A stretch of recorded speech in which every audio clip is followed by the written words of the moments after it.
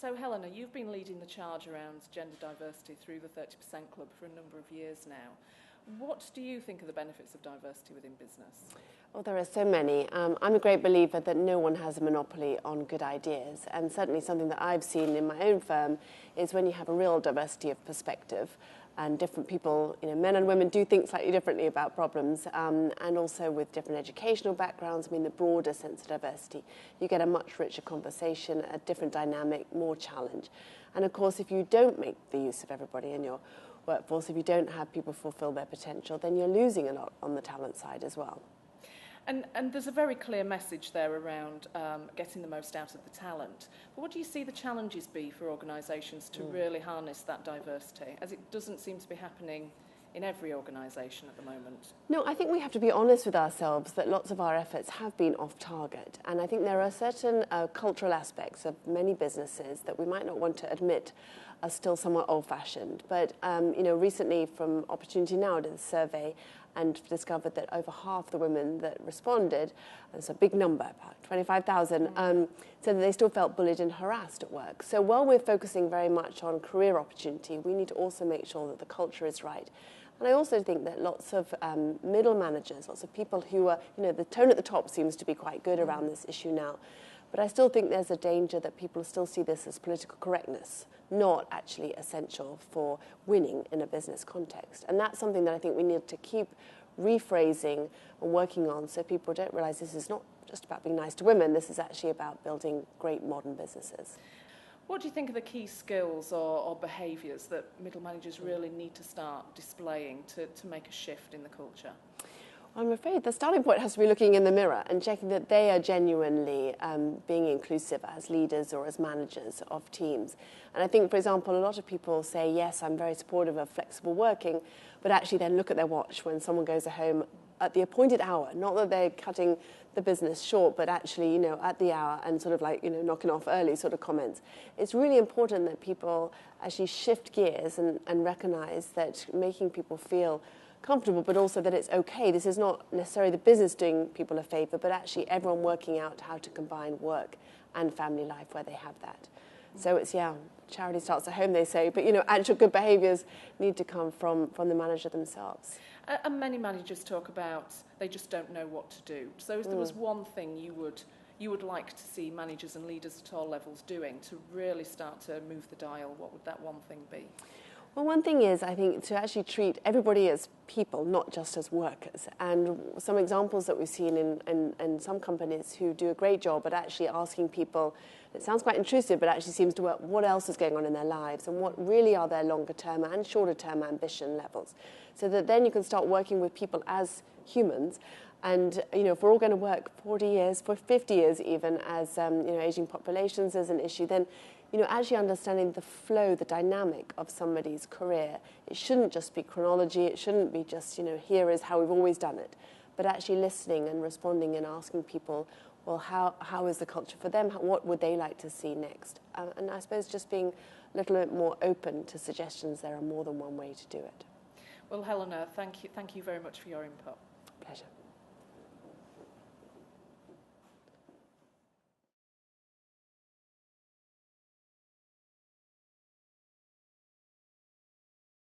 As Chief Executive of the Institute of Leadership and Management, you've done a huge amount of work around diversity. Can you tell me your thoughts on why it's important for business? It covers a range of different issues. Some are very practical, some are fundamental to how businesses are seen or are perceived in their marketplaces. There are strong moral, ethical and social reasons for diversity, which are well documented, but reinforce a country or an organisation which is dedicated to being participative in its world that it lives in. We have a global economy. We have a place where customers are not just in one location or not just one particular type. You need to be able to understand and engage with those customers. And probably more importantly, organisations need to be able to think differently. They need to have different perspectives, different ways of looking at things, different ways of looking at problems and issues. By looking at issues differently, they will solve them better. There is a compelling argument for diversity on performance basis, on a macroeconomic basis, on a social basis, and on a moral and ethical basis. And from your point of view, you talk about there's a very clear business case there, but there seems to be challenges within organisations to actually deliver against those. What do you think the challenges are for companies? I think they fall probably into two camps.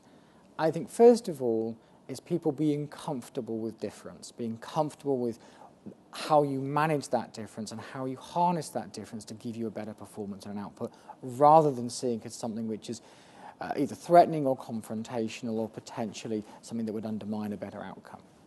I think, secondly, there are a number of practical issues.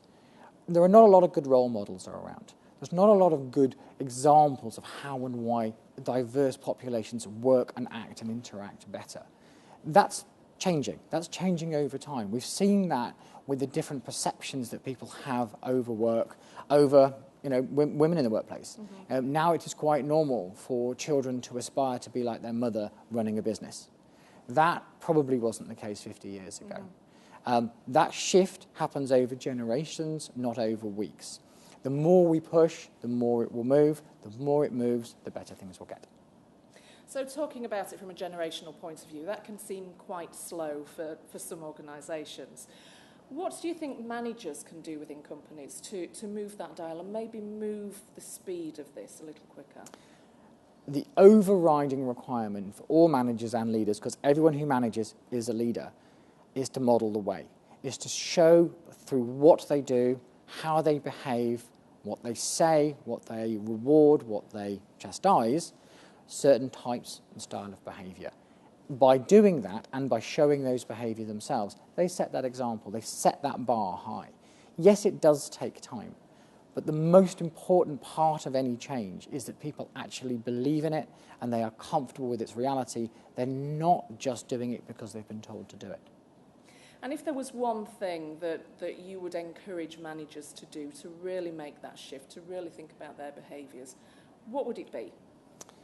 To go out and look in the communities and the countries of their customers, the people who use their products and services, and realise that those populations are as diverse as anything they're ever going to encounter. If that isn't a compelling argument for them to be able to use, understand and value diversity, I don't know what is. Charles, Elvin, thank you very much. Thank you very much, Charlotte. Thank you.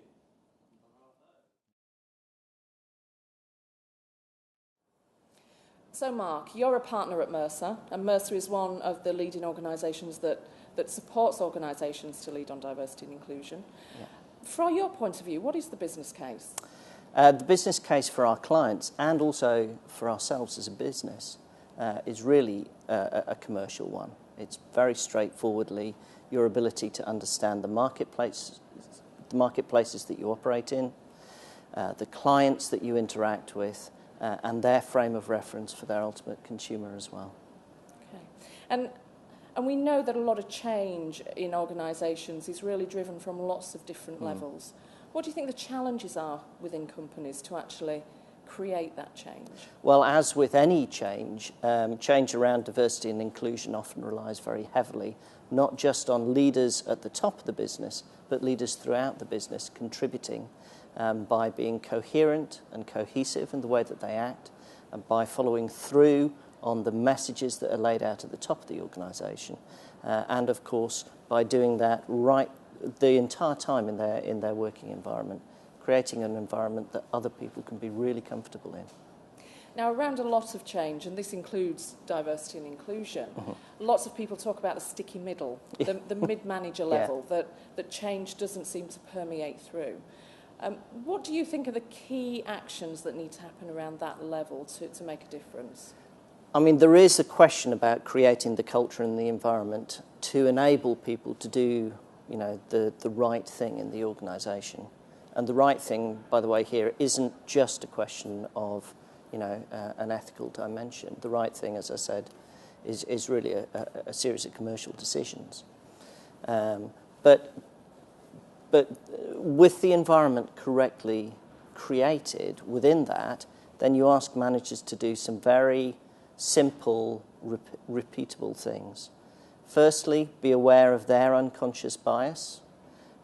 Be aware and look for data, so as when you're making hiring decisions, when you're having performance discussions, when you're looking at team selection for what you do, you constantly just are aware of those kinds of things. So that's something simple and practical that a middle manager can do. And how can middle managers, once they're doing that themselves, how can they continue to drive that message out to their employees? Again, it's often as much about the framework that the organisation as a whole sets, but and then being coherent with that activity.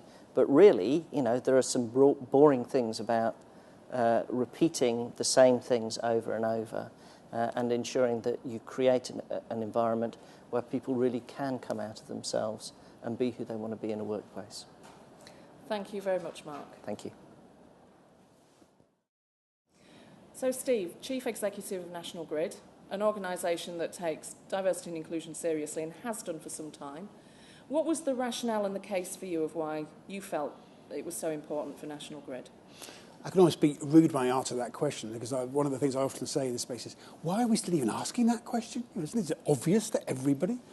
And actually, interestingly, in National Grid, we call this inclusion and diversity, and there's a clue in there. This is about including the people that work for you, making the most out of the diverse talent that you've got, listening to all the diversity of ideas there, and making sure that people who are in the organisation today can fulfil their potential, irrelevant of their backgrounds clearly. And moreover, in an industry like ours, where we are just hiring thousands of people in the next 10 years, making sure we can get the best possible talent to come in to do the very important job we have to do. Now, you mentioned, I think it's a really good point about why we're still debating this, but there are very clearly challenges of why some organisations are still not either picking the baton up or really focusing on this agenda. What do you think those challenges are? Well, as you can tell from my reaction, I find it extraordinary in a sense, and why have we realised this for such a long time? But let's not pretend that realising it and doing something about it means that everything's fixed either. I accept that. But it is extraordinary that people don't realise, you know, first of all, in the UK, we're in an amazing society today, aren't we? You know, just tremendous diversity, actually. And the opportunities that gives us, in an industrial sense, to really think very creatively about different problems, different ways of doing things, different interactions with customers in the future. But we're in a shift of leadership, aren't we? Which is why I use the word inclusiveness first. You know, big businesses that are really successful have to have people that drive performance and have an edge. But you don't get to the ultimate best performance by bullying people, frankly, to go to the other end of the spectrum. You have to make the best of the resources that you've got. You have to be a good leader. And if you're a really good leader in all the aspects of good leadership, then you'll be fine in inclusion and diversity, actually. You'll be including all the people that work for you, all the wisdom they've got. Likewise, you'll be maximising the benefit of the strange and wonderful ideas that you're going to get from a mixed group of people. It's all about good leadership, ultimately. And that's one of the themes of Fiona's conference, is around leadership and being an inclusive leader. So what are the skills from your point of view that leaders in the middle of organisations can actually take to make a difference for the people around them? Listening. Great skill. I wish I'd learnt it a lot earlier in life, frankly. It's very true. Listening, creating an atmosphere of trust and openness, the ability to accept challenge and challenge back. You know, so this isn't soft and fluffy, getting a bit of edge into conversations and things about the business, but being receptive to ideas and challenge. You know, that sort of the whole notion of how do I get the best out of my team? How do we create the right atmospherics around this team? That is a different sort of leadership than, you know, an old 20-year-ago hierarchy of my job is to tell you what to do. I've been here longer. I'm more senior. I know more. That's totally inappropriate today. It just doesn't exist in our businesses, does it? So it's just a different style of leadership. And where you see leaders living that and being very successful, the results follow. It's crystal clear the results actually follow. And of course, people are growing and coming through the organisation much, much faster as well. So it is about leadership, and it is about having the good, great leadership skills that everybody, regardless of what level, should have in organisations. What would you say to a manager who doesn't think that this is their responsibility or they don't need to do anything about this? This is actually the responsibility of the chief exec. Yeah, that's a really fair question, because I think that probably is where I would admit we've still got some residual problems, if you like. People saying, yeah, I can understand this, I can see the sort of the stats, and we probably have to do something about it, etc. But it's not my job. Somebody else will look after it for me. And I think the role that we've got as the senior leaders as an organisation is to be crystal clear about expectations. Don't leave things for chance. So we have something in National Grid that sets out our linkage to our annual priorities to our strategy called the line of sight. And part of that is also about behaviours and values that go alongside it. And almost getting into a contractual conversation, not literally in a sense, about this is what being a successful leader in National Grid's all about. We will measure you and reward you, and your success will be based on two dimensions: what you deliver and absolutely how you deliver it. And ultimately, if you can't deliver it in the way that we believe is the best way of delivering it, not cloning everybody either, but that's the way to success, then you probably should go and work somewhere else. You know, just not being overly harsh about it, but being crystal clear. It's not an optional extra. You have to pay attention to this. And we measure it. We measure it through the annual employee survey. So every supervisor, every manager knows exactly how their people are feeling on some of these dimensions, and targets are set throughout the organisation to improve scores from where they were in the prior year. Steve, thank you very much for your input. Pleasure.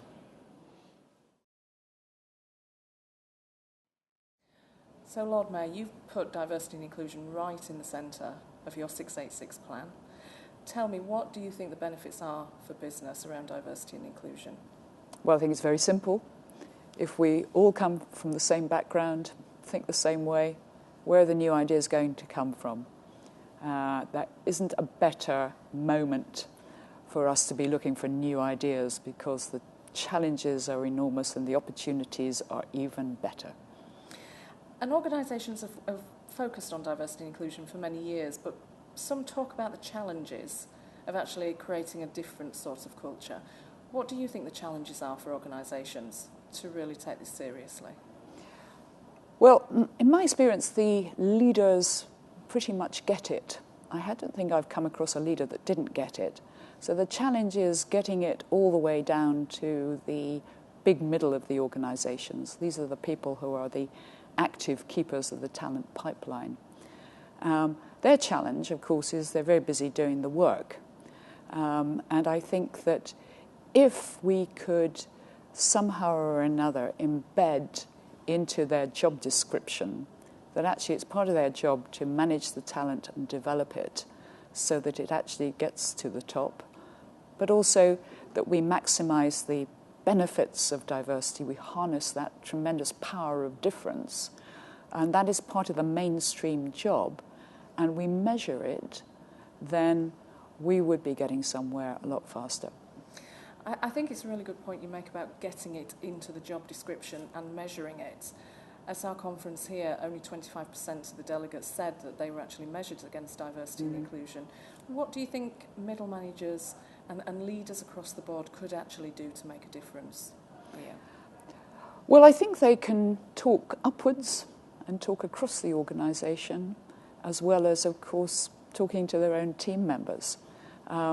What we were hearing at the conference today is it's actually all about openness and dialogue. It's not going to be, we're not going to make progress if we actually don't talk and we don't collaborate. So there isn't an ear in the organisation that doesn't need to be bent on this subject. Lord Mayor, thank you very much. You're very welcome.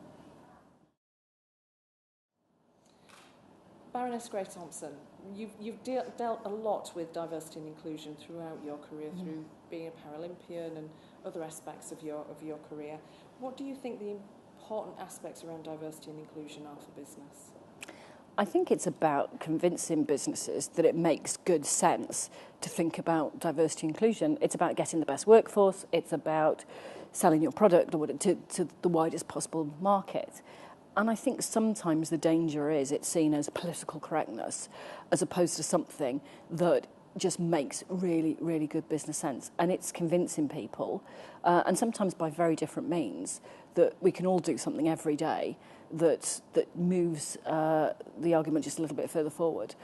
It's not always easy to do, but I think there's enough evidence there to show that a company that's diverse and inclusive and promotes equality will be a more successful business. And we've seen the business case there for quite some time, and it does absolutely make good business sense. but organisations are still challenged with it. Organisations are not pushing the boundaries. What do you think the key challenges are for organisations to progress this agenda? I think sometimes a lot of businesses see it as too big, too hard, too complicated. We've seen it in sport where, we've been arguing for years about women on boards, and, what you'll get back from some CEOs is, well, we can't find any good women. Really? Have you actually looked? And actually, I think if you take the steps of breaking it down, introducing maybe CEOs to good women, to different people, then they start to see that there's a real difference to be made out there. But I think sometimes, I don't know anyone in work who's not busy, who's not trying to do a million different things, who's trying to manage family life. And if it only ever kind of is number 5 in your priority list, it always gets ignored. And actually, the point it gets to number 1 on your priority list, it's too late. So I think it's just trying to get people to think about it every day and send a really strong message, not just from the top down, but, employ people who understand what a difference it really makes to the business.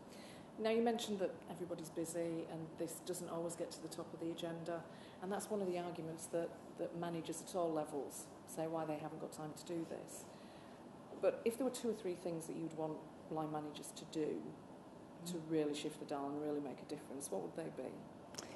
I think actually, line managers need to take more time to be reflective. It's one thing that we did in sport quite a lot was always know your starting point when you're going through a training cycle.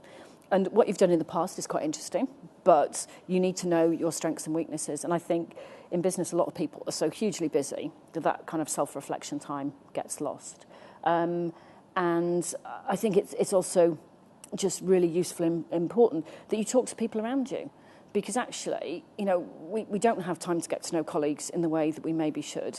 And where I've seen it work best in practice, it's having, blocks of time where you have a cup of tea, where you meet different people, where you sit and talk about your hopes, your aspirations, it sounds a bit woolly, the things that you're trying to achieve. Because I think then you have more chance of taking people with you. Definitely telling people to be more diverse doesn't work.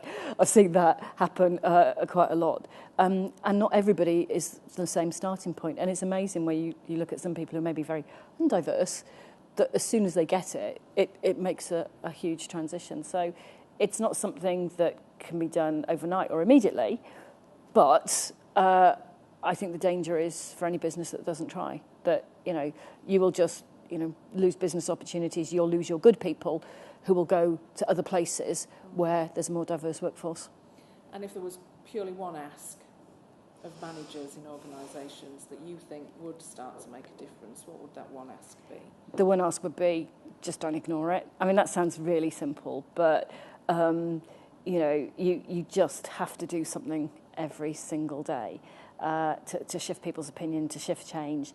And, sometimes I think you can feel like you're hitting your head into a brick wall. I've certainly felt like that. In a lot of organisations I've worked with, trying to encourage them to be more diverse. And you need to be quite resilient. So it's thinking about it. It's got to be always at the back of your mind. So constantly thinking about it, constantly having something that's an action for that day. It's constantly having an action for that day. And also put people around you that challenge you. Because again, it's really easy to kind of forget the things that you're meant to be doing. But I'm a great fan of lists and action lists. And, I write stuff in my diary for every single day. Because even though I know I'm meant to be doing it, it's easy to forget. Yeah. So paper diaries, it's probably not always the way forward. But for me, that's the thing that keeps me on track of what I'm trying to change. And being clear what works for you. It's really important to be clear. Because if you ask me what I want disabled people to be included in everything. That's great. That's a million different things and a million different attitudes we have to change. So I think the most important thing I've learned is break it down into things that are easy to achieve and have a list and you cross a couple off and then you move on to the next. And I know sometimes, people look at me and will go, oh gosh, it's her again. What do you want this time? But actually, it gets easier the more you do it. And, some people just aren't capable of making these massive changes. So, you have to have a little bit of patience. Not too much, but a little bit. A little bit, but not too much. Tanni, thank you very much for your thoughts. Thank you.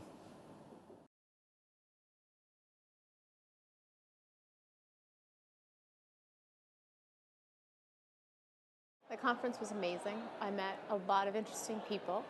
And I guess the key highlight for me was hearing senior leaders who are committed to diversity, what that sounds like, and how can I take that back to my day-to-day to make a difference. The actions that I'm going to take back, one in particular, is I hear a lot of whisper about diversity and how important it is. I don't see a lot of action. So what I'm going to do is go back to our CEO and head of HR and just ask, are we committed to diversity? And if that is the case and we are committed, let's be public about it. Let's loop it into our metrics. Let's put it into the performance management, and let's make it real because it's about time. Diversity is having a mixture of mindsets, having a mixture of thoughts, a mixture of physical appearance, mental attitude, and really driving to performance together. Diversity isn't preconceived ideas about who can do what best. Diversity works best when it has senior leadership commitment. I found the conference really inspiring. It was amazing to be part of the power of diversity this year in the UK. What I find inspiring about it specifically, diversity is really simple. Everyone's different, and actually accept people as they are and make the most of them. Diversity is if you utilise every individual and help them to realise their potential without putting labels and judging them, there's huge business benefits and personal benefits. Diversity isn't a label. We put too many labels on things. People are people. When unconscious bias is absent and allow people to be who they are, celebrate the individual. The conference was great. I thought it was innovative. There was lots of discussion. My highlights had to be, I think the main thing was the expert panel, the panel discussion. Just hearing about the different approaches the different organisations take, and the kind of similar views of the challenges that they all face as well. I thought that was really, really interesting to hear about. Diversity is difference, collaboration, and I think effort. I think it's important that everybody kind of moves forward with that view to have a better organisation. It's not everyone being the same. It's not everyone not being focused to the change that the organisation is developing into, and it's not engaging other people that are different to you and sharing their views at the same time. If everybody makes a conscious effort to deliver that change. Thank you. It was really insightful, actually. It was as a recruiter, it was good to see what challenges all the organisations are facing, and it was important because it kind of gives you an idea of how you can help and how you can work together with line managers in order to improve diversity in the workplace. Diversity is critical, especially to improve the workforce and to get everyone working as a team.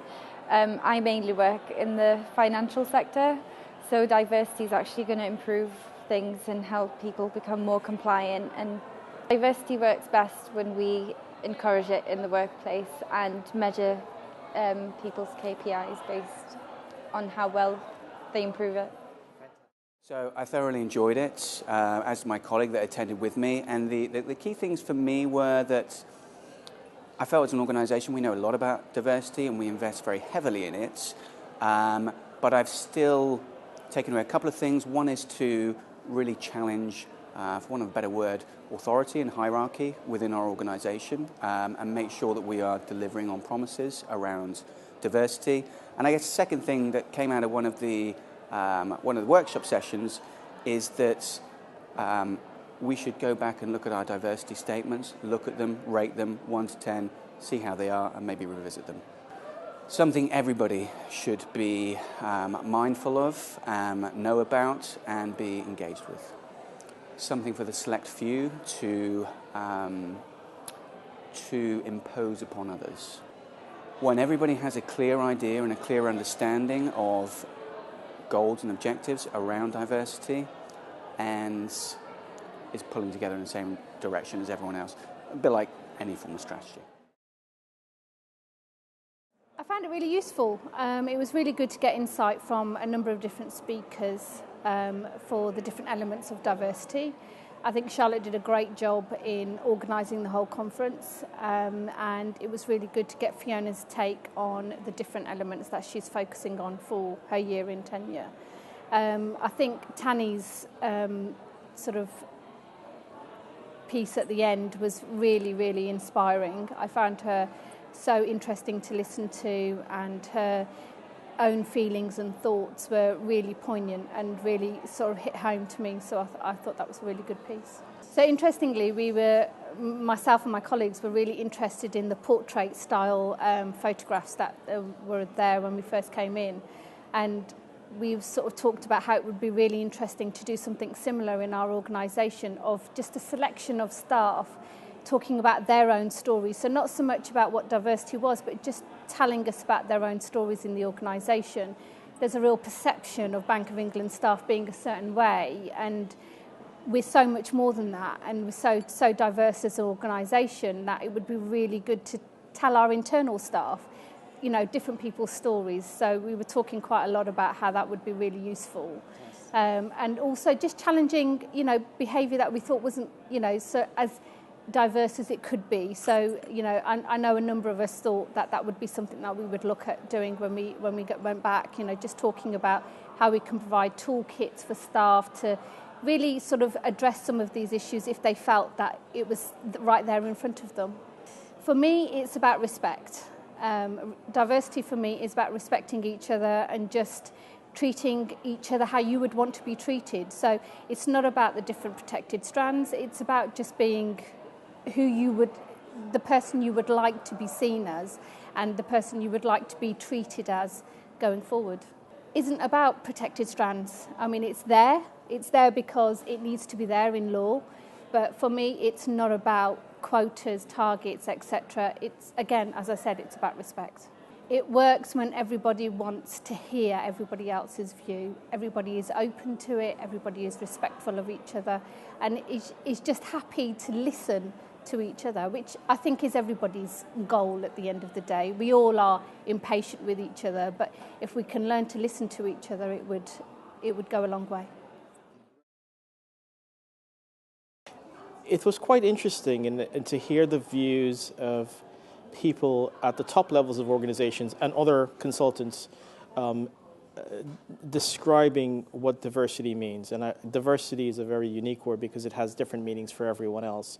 So I think you know, the aggregation of those ideas would be really, really superb to take first for people or individuals to take back to a company and share that with their senior management and help to proliferate that within the organization. The feedback on the questions were quite interesting, and I think some of those I would like to share with our senior management to really enhance their way of thinking about diversity, and maybe from that we can have a few action plans to sort of think about our diversity goals and objectives over the next few years. Diversity is, for me, simply the bringing together of individuals where we can have a cohesive team in terms of sharing ideas and helping to promote a much better workplace in terms of those ideas, which will ultimately lead into better performance of teams. In my mind, I think diversity is not a dictatorship. You know, we have to exchange ideas amongst our colleagues and work. Diversity isn't a dictatorship.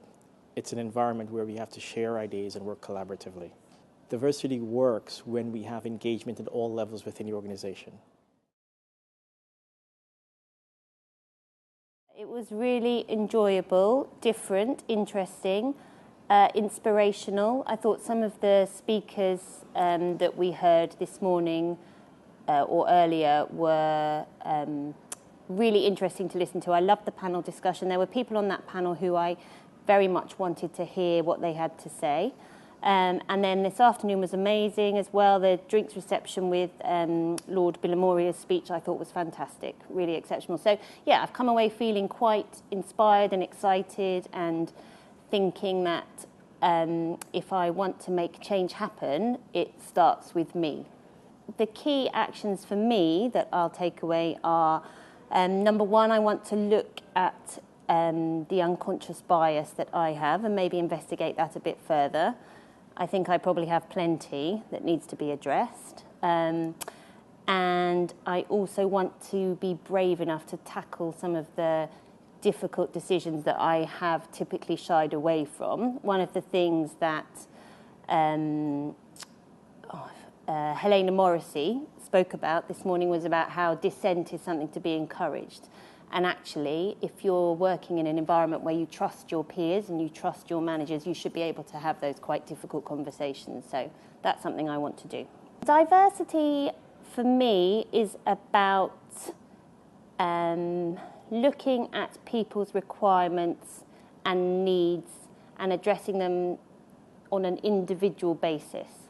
So it doesn't ring true to me to put in place a diversity plan or a diversity action plan. For me, it's about creating an environment where you can hear the needs and the requirements and understand better the motivations of the individual people around you, including yourself, I think. Definitely not a tick box exercise, not something owned by anyone in particular, not something to be measured by statistics and numbers, something more integral to an organisation than that. When we probably have less events like today, and when it's no longer about should we be doing it, how do we do it, but it's something that is intrinsic to everybody's day-to-day working environment and role.